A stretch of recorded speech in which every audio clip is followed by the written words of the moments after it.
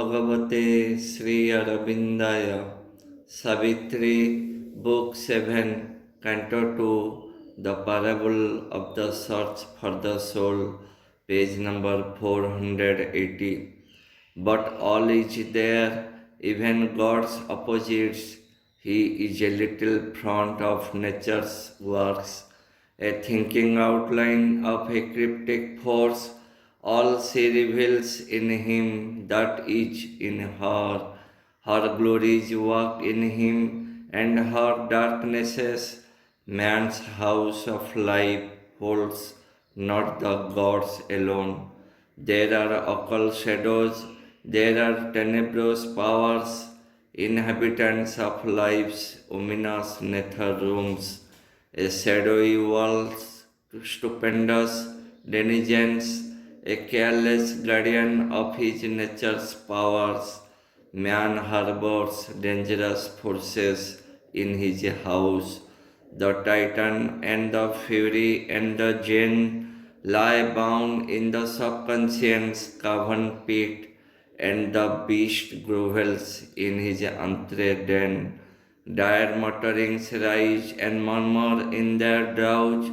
Insurgent sometimes raises its huge head, a monstrous mystery lurking in life's deeps, the mystery of dark and fallen walls, the dread visages of the adversary kings, the dreadful powers held down within his depth, become his masters or his ministers.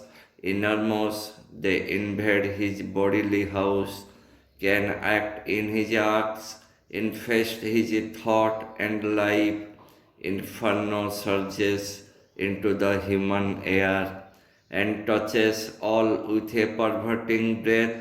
Grey forces like a thin miasma creep, stealing through chinks in his closed mansion's doors, discoloring the walls of upper mind in which he lives his fair and spacious life, and leave behind a stench of sin and death.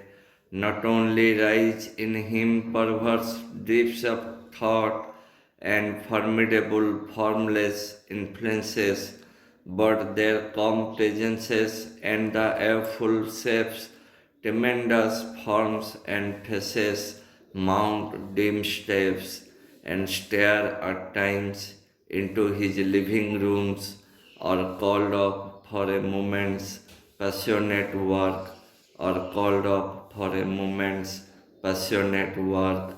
Om Savitri, Om Savitri, Om Savitri.